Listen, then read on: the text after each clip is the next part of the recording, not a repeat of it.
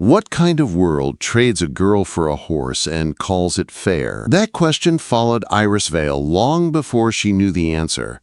But on the night she arrived at Aean Thornne's lonely farm, it settled into her bones like cold rain. Dusk hung over Red Hollow as Clyde Merrin's wagon rolled through the dry plains. The sky bled into gold and purple, dust rising around the wheels. Clyde slouched at the front, smelling of sweat and whiskey, his grin sharp with the kind of desperation that always came before trouble. Behind him sat Iris, 19 years old and silent, her hands tight around a small bundle of everything she owned. The wind tangled her hair, but she didn't brush it away. She kept her eyes down. People hurt you less when you didn't look at them. They stopped at a lonely stretch of fenced land. A single cabin stood ahead, quiet and worn like it had learned to live without company. A tall man came out to meet them. Broad shoulders, sun-worn face, dark coat dusty from work. He moved with a slow steadiness, each step grounded like the land itself. That was Aean Thornne. Clyde slid off the wagon with a showy pat on the neck of a chestnut stallion. "Evening, Thornne," he said, wearing a smile that never reached his eyes. "Brought what we agreed." His hand lingered on the horse proudly. A strong beast, worth every penny of the deal. Aean didn't look at the horse. His gaze drifted past Clyde to the girl standing behind the wagon. Iris didn't lift her eyes. Her dress was plain, her hands marked by long work, her posture stiff from a fear she had learned not to show. "And the girl?" Aean asked, voice low, roughened by years of solitude. Clyde shrugged. "My niece. Lazy as a shadow, useless, eats more than she works. I'm done feeding her. The horse for the girl, that's what we said." The air thickened. Aean stayed silent for a long moment. Then, without taking his eyes off Iris, he handed Clyde the reins. "The horse is yours." Clyde smirked, already mounting. "Pleasure doing business, Thornne. She's quiet." "Too quiet, if you ask me." He tipped his hat toward Iris in a mock goodbye and rode off in a cloud of dust. Silence fell. Only the wind moved. Aean turned and walked toward the cabin. "You can come inside," he said. "You'll need a place to sleep." Iris followed slowly, her boots creaking on the wooden porch. Inside, the cabin was plain but clean. A fire glowed in the hearth, giving off gentle warmth she hadn't expected. "There's water in the basin," Aean said. "Supper's on the table." She didn't move from the door. Her heart felt too fast. She didn't know what he expected from her, what his silence meant. Aean sat at the table, pouring himself a cup of black coffee. "I didn't ask for this," he said quietly, almost to himself.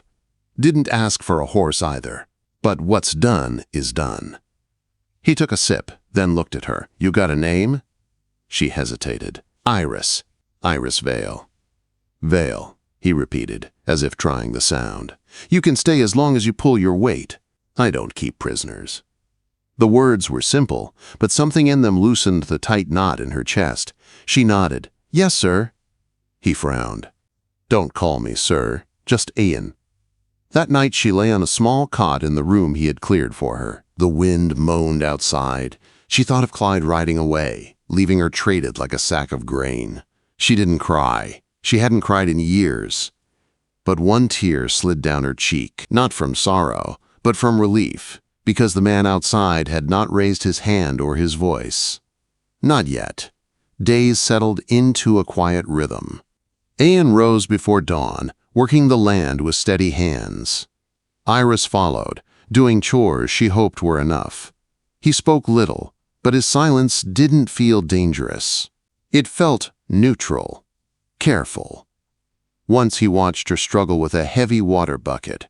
Without a word, he lifted it from her, emptied half, and handed it back. "Don't break your back, proving a point no one asked you to prove," he said. She stood there, stunned by the unexpected kindness. One afternoon, in the barn, she found a small wooden toy horse, half buried in the dust. Its edges were charred, burned. She picked it up gently. Someone had carved it with love. Aean appeared at the doorway. "You found that," he said. She set it down quickly. "I'm sorry. I didn't mean—" "It's all right." His eyes softened with a distant sadness. "My boy made it, before the fire." The silence that followed felt heavy with memories she didn't dare touch. "I didn't know," she whispered. "Most don't," he said. Something shifted between them that day. He still didn't speak much, but his silence wasn't a wall anymore. It felt like space. Space she could breathe in. One morning, Reverend Cole Avery stopped by, his voice gentle as he greeted Iris. "I heard what Clyde did," he said. "I'm glad you're safe here." Safe. She wasn't sure she'd ever been that before. When the Reverend left, Aean stood on the porch watching the dust settle. "You don't owe anyone your story," he said quietly. She managed a small smile. "I don't have much of one." "You will," he replied. That night, as she mended one of his shirts by the fire, Iris realized something she never thought she'd feel again. Peace. Inside the walls of a cabin she never chose, with a man who never asked for her, she felt, just a little, like she finally mattered. What would you do if the past you thought you escaped came riding straight back toward you? Iris had no answer yet, but the world around her was already changing, slowly tightening like a rope drawn by unseen hands. 3 weeks had passed since the night she arrived at the Thornne farm. The sun lifted over the hills each morning, spilling gold across the wheat fields, and Iris woke before dawn to begin her chores. She still moved carefully, still unsure of her place, but each day she found something new to hold on to. A small smile from Aean when she baked bread that didn't burn. A quiet nod when she mended one of his shirts. A softer silence between them, no longer sharp like the one she had known in Clyde's house. One morning, Iris stepped outside with a bucket in hand. The air held a faint chill. She made her way to the barn, where the horses stirred in their stalls. They trusted her now, even nudging her hand for feed. She liked that. Animals didn't judge. They didn't lie. They didn't trade people like they were worth nothing. Inside the house, Aean was already at the table sipping his coffee. "You're up early," he said. "I couldn't sleep." "Dreams?" "Just noise," she replied. He slid a cup toward her. "Drink. You've got work to keep your hands steady." There was no warmth in his tone, but there was something honest in it. Aean never used soft words. He didn't know how. But he meant what he said, and somehow that meant more than kindness spoken by men who didn't mean a thing. After breakfast, he hitched the wagon. "We're going to the west pasture," Fence snapped again. "I can help," she said. He studied her for a moment, as if weighing her strength. "It's a long ride, you sure?" Quote. She met his eyes. "I'm sure." The path stretched wide beneath the bright sky. Iris watched the land roll out like an endless ocean of grass. She found herself breathing easier out here, where nothing pressed too close. When they reached the pasture, Aean handed her a pair of gloves. "Hold the post steady." She braced herself while he hammered nails into the wood. Each strike echoed through the valley. Her arms trembled, but she didn't complain. When he finished, she sat on a fallen log, breathless and sweaty. Aean handed her his canteen. "Drink!" She took a small sip. "You don't talk much, do you?" "Talking doesn't mend fences," he said. Then he paused. "Most people talk too much and mean too little." A tiny smile tugged at her lips. "And you mean what you say." He adjusted his hat, almost shy. "Always." That evening, when they returned home, Aean stopped her as she walked past him. "You did good work today." It was a simple sentence, but to someone who had been told she was worth less than a horse, those words felt like water in a desert. Days passed, and something unspoken grew between them. When she hummed in the kitchen, Aean didn't tell her to stop. When she paused midway through a song, he muttered, "Finish it. Don't start something you won't see through." Sometimes, after supper, he sat on the porch with a book while she mended clothes beside him. Silence lived between them. But now it felt warm, like a blanket rather than a wall. One afternoon, Iris gathered herbs near the creek. The water glittered beneath the sun, carrying the smell of spring. She knelt to cut mint leaves when a woman's voice came from behind her. "Careful where you step, girl." Startled, Iris turned. A tall woman in a wide-brimmed hat stood with a basket of roots. Her eyes were sharp but kind. "I didn't mean to trespass," Iris said quickly. The woman chuckled. "You're Aean Thornne's new hand, aren't you?" Iris hesitated. "I suppose I am." "Mara Dune," the woman said, offering her hand. "Healer, midwife. I travel these parts." "Iris Vale."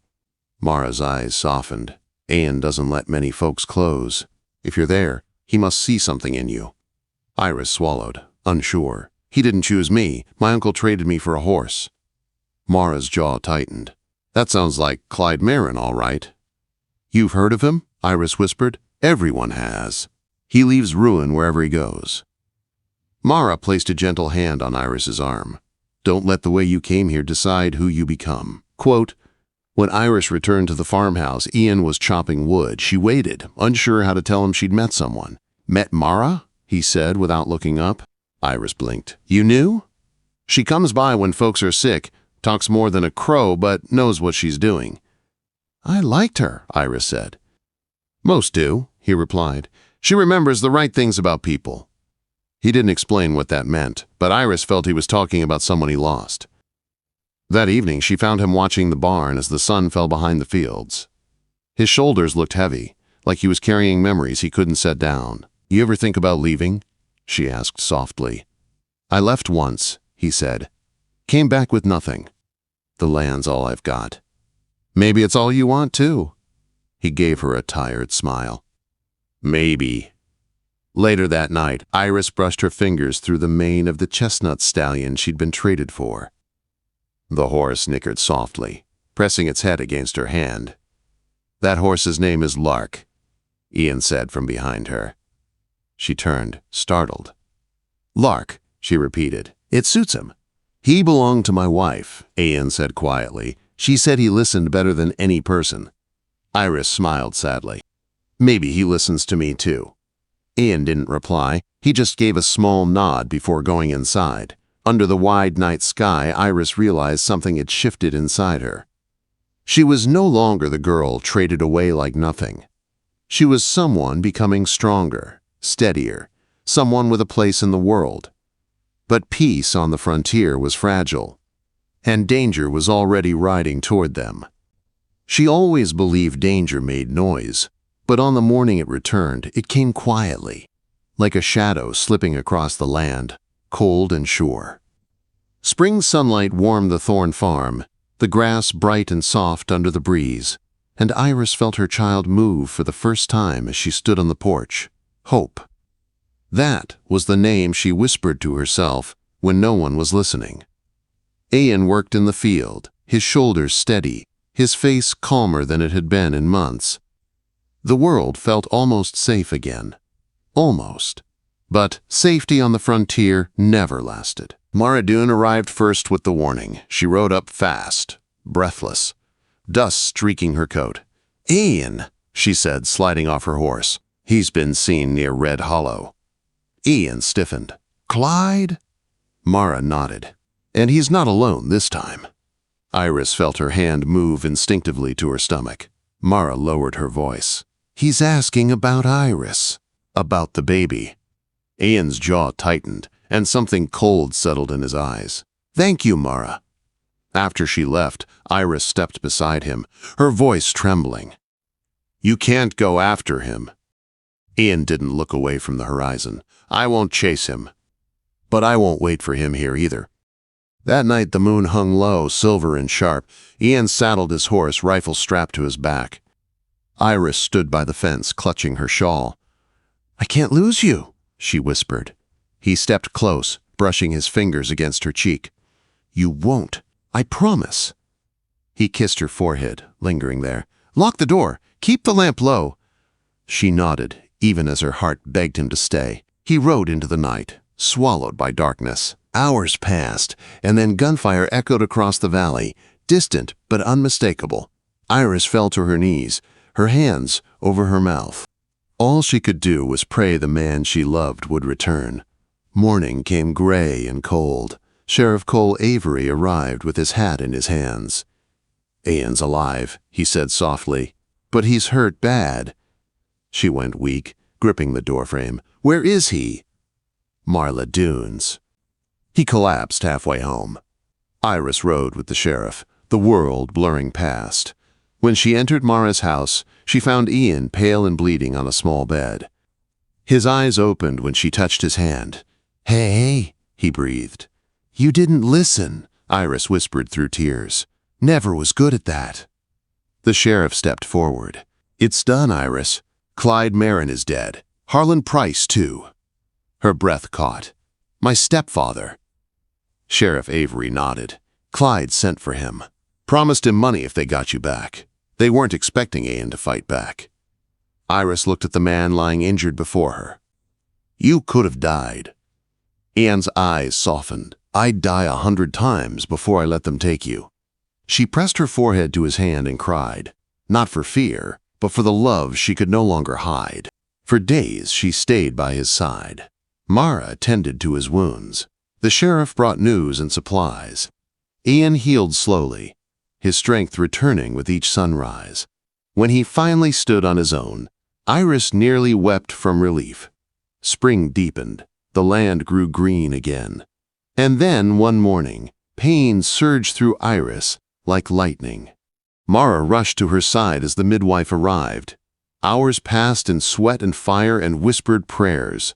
Aean sat beside Iris through every breath, holding her hand like it was the last piece of the world he had left. When the cry finally came, a strong, bright cry, they both broke into tears. "It's a girl," the midwife said gently. They named her Hope Thornne.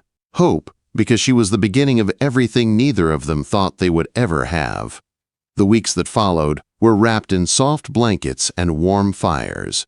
Aean carved a crib from pine wood, sanding it smooth late into the nights. Iris rocked their daughter by the window, watching the sky turn gold each morning. The farm felt alive in a way it never had before. Laughter filled the house again. So did love. But even peace has its ghosts. A month later, Sheriff Avery brought Clyde and Harlan's personal items. Among them was a torn letter. A letter Clyde had written but never sent. A letter saying he planned to sell Iris across the border if he got her back. Aean burned the letter that night without a word. Iris watched the flames rise, her heart finally letting go of everything that once chained her. Summer came warm and bright. The land healed. So did they. Aean rebuilt the barn, painting the door white, though he claimed he never cared for paint. Iris planted a garden, humming soft lullabies as Hope slept on her chest. They worked side by side, shoulder to shoulder, no longer alone. One evening they sat on the porch, watching the sun sink behind the fields. Hope played in Iris's lap, her tiny hands reaching for the fading light. "Do you ever think about what happened?" Iris asked quietly. Aean nodded. "Sometimes, but not like before. How do you forget something like that?" "You don't," he said, brushing a strand of hair behind her ear. "You build something stronger on top of it." Iris smiled softly. "I think we did." He chuckled. "I reckon we did." Hope laughed, bright and free. The world had taken so much from them, but in giving each other, it had returned everything. As the last rays of sunlight touched the horizon, Iris whispered, "I was traded for a horse once." Aean turned to her, raising a brow. "Best bargain I ever made." She laughed, tears shining in her eyes. "No, Aean, the best thing we ever did was love each other anyway." He pulled her close, pressing a kiss to her forehead as the wind carried the scent of wildflowers across the land. For the first time in her life, the world felt full of promise. She had found a home, a family, and a love no price could ever measure. A love worth more than gold,